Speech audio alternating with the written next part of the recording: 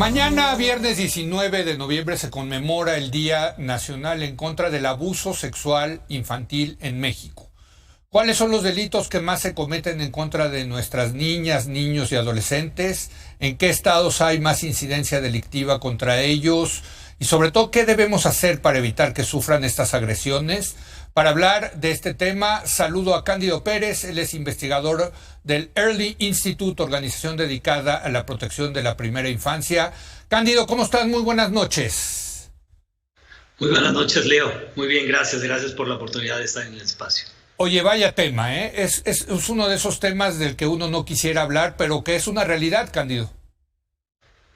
Sí, desgraciadamente nosotros es una de las primeras cosas que decimos en este informe que estamos presentando sobre la violencia sexual infantil, haciendo un énfasis también en otros tipos de violencia, y una de las primeras cosas que afirmamos es que desgraciadamente en nuestro país la incidencia delictiva que se veía en personas mayores de edad, hoy en muchos de los delitos se ha trasladado a los niños, niñas y adolescentes.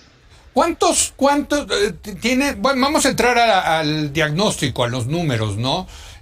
¿Cuántos delitos en contra de niños, niñas, adolescentes se cometen en México al año? Mira, el estudio que nosotros hicimos, si me permites plantearlo así, sí. Hicimos una separación. Primero, nuestro énfasis como Alumbra es una iniciativa conformada por más de 50 organizaciones de sociedad civil, organismos internacionales y demás que tenemos el objetivo de prevenir la violencia sexual infantil. Creamos una serie de informes y en este año, en este informe el que estamos ahora comentando, lo que hicimos fue hacer dos cosas. Primero, analizar los delitos sexuales, pero aquí una de las cosas importantes estoy hablando de delitos como violación, abuso sexual, hostigamiento sexual y demás. Una de las cosas que aquí primero hay que decir es que desgraciadamente en todos estos delitos sexuales, los datos que recoge el Secretariado Ejecutivo del Sistema Nacional de Seguridad Pública no hacen la distinción de edades. Entonces, todos estos delitos que tenemos, las estadísticas que tenemos al respecto, hablan de toda la población, no de particularmente lo que sucede con niños, niñas y adolescentes. Ahí ya tenemos una deficiencia muy importante en cuanto a los datos. Y luego hicimos, dado esta limitación, pues donde sí había datos en otros tipos de delitos que están relacionados o que tienen algún componente sexual, por ejemplo, trata de personas, explotación infantil, hicimos énfasis en algunos delitos, pero nos fuimos un poquito más allá. Inclusive, por ejemplo, en el informe damos a conocer lo que está sucediendo en delitos como lesiones o homicidios, que son de verdad muy preocupantes, lo que sucede en muchos de los estados de México. A ver, cuéntanos cuáles son precisamente la incidencia, digamos, delictiva, los delitos que más se cometen contra niños, niñas y adolescentes. Ya, los más preocupantes, evidentemente el primero que nos llama la atención y es una gran alerta, es el de homicidios. En el 2020 se cometieron 2.402 homicidios contra niños, niñas y adolescentes. Esto quiere decir 7 niños, niñas y adolescentes diariamente. La cifra de verdad es ya de entrada pues escalofriante, porque desgraciadamente a veces los casos que llegamos a conocer a través de medios de comunicación tenemos la impresión en algunas ocasiones de que son casos pues que son un tanto aislados, pero desgraciadamente no es así. Son 7 niños, niñas y adolescentes que son víctimas de homicidio, y ahí lo que hicimos además pues precisamente fue analizar en qué estados es donde se estaba dando más este tipo de delito. Particularmente encontramos que las mayores tasas se dan en Guanajuato, Zacatecas y Michoacán, estados que, como sabemos, también pues tienen índices delictivos en mayores de edad también de verdad preocupantes. O sea, donde hay violencia en el país también hay violencia para los niños, niñas y adolescentes, ¿no? Me parece que no debería ser sorpresivo esto, ¿no? No, lo que sorprende es que evidentemente donde hay algún tipo de violencia, la violencia se suele generalizar. Lo que sorprende es la incidencia y la incidencia creciente en niños, niñas y adolescentes. O sea, antes los datos que nosotros empezábamos a analizar eran datos que eran menores, y lo que observamos en la gran mayoría de delitos van incrementándose. Por ejemplo, también hicimos un análisis del delito de feminicidio en menores de edad.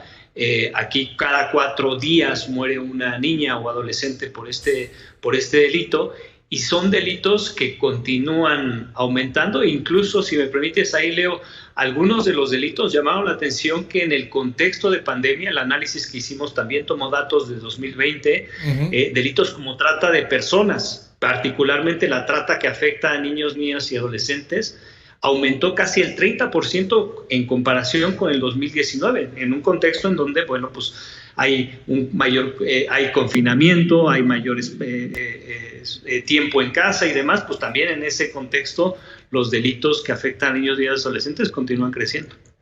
A ver, hablemos del tema de los delitos que tienen que ver con la parte sexual, abuso sexual, violación, etcétera. ¿Qué nos puedes decir al respecto? Pues ahí, como te comentaba, una gran limitación es que mucho de la información que conocemos al respecto de delitos como abuso sexual, por ejemplo, los tenemos de toda la población. Una de las cosas que vemos, no solamente en abuso sexual, sino en violación, hostigamiento, acoso sexual, todos estos delitos sexuales, es que han aumentado. Hicimos un análisis de los últimos 5 años, y del 2015 al 2020 la tasa ha aumentado un 64%. No, es de verdad, es muy preocupante. Y aún peor, hay delitos, particularmente, por ejemplo, el abuso sexual, que el corte que nosotros hicimos de los últimos 5 años, el aumento fue del 87%. Entonces, estamos hablando de incrementos realmente considerables. Es que me rebasa. ¿Qué te puedo decir, Cándido? Me rebasa cuando me das estos números, porque los números son muy fríos, pero detrás de cada una de estas historias hay una verdadera tragedia, ¿no? Sí, desgraciadamente, una de las cosas, y qué bueno que lo comentas, Leo, no podemos acostumbrarnos a estas estadísticas. Es decir, a veces las estadísticas parecieran un número más y de repente no nos sorprende que sean 100 víctimas a que sean 200, 300 o miles. En el caso, por ejemplo, de todos los delitos sexuales que ocurren en nuestro país, al 2020 hubo más de 54,000 delitos sexuales. Son cifras escandalosas, y aquí vale la pena hacer una mención muy importante. Estamos hablando de los delitos donde hubo una denuncia y se abrió una carpeta de investigación. Es decir, estamos hablando solamente de esta parte que tenemos en registro. Claro. de las autoridades competentes. En la comunidad Alumbra hacemos también análisis de lo que sucede con la cifra negra, es decir, todos aquellos delitos que se recoge la información a través de las encuestas de victimización que levanta el INEGI, y ahí vemos que en el caso particular de los delitos sexuales, la no denuncia o la cifra negra es casi del 95%. Entonces, la gran mayoría de lo que está sucediendo respecto a estos delitos sexuales no está siendo conocida, no tenemos un registro de ellos porque es parte de esta cifra negra. Entonces, aunado a estas cifras escandalosas por la incidencia que ocurre en nuestro país, pues se empeora evidentemente mucho más cuando sabemos que la inmensa mayoría de estos delitos no llegan a una carpeta de investigación. Déjame preguntarte, ¿tenemos una idea de cuántos de estos delitos sexuales se cometen dentro del ámbito familiar?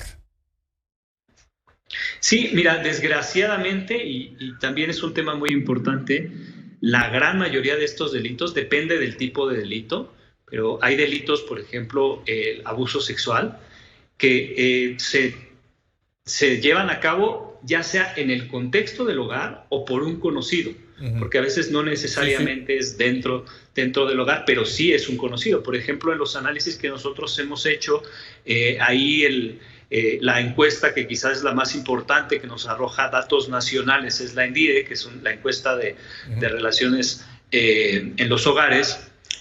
Nos dice que el primer victimario es el tío, por ejemplo, que puede no estar viviendo en el mismo hogar, pero es una persona, es un familiar, a final de cuentas. Y así hacia abajo, los principales victimarios de muchos de estos delitos sexuales o de estas formas de violencia sexual son conocidos, en muchos de los casos puede ser un padrastro, por ejemplo, en la mayoría de los casos son hombres, pero pues desgraciadamente sí hay una relación de la incidencia con respecto a la familiaridad o al contexto del hogar. ¿Este estudio dónde se puede conseguir, Cándido? Sí, toda la información que desarrollamos en Alumbra está en nuestra plataforma alumbramx.org.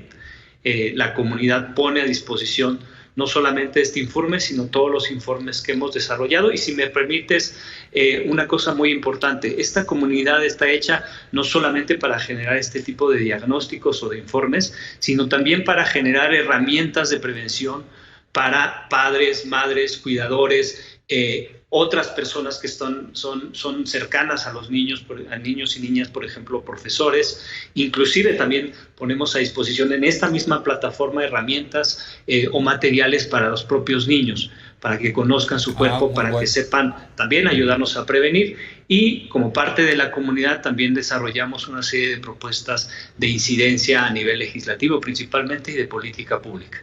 Buenísimo, eso está muy bien. Cándido, te agradezco mucho.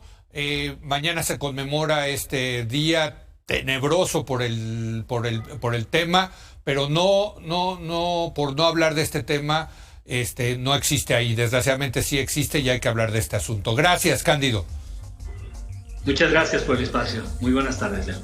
Vaya tema, qué barbaridad. Bueno, muchas gracias por habernos acompañado. Le adelanto que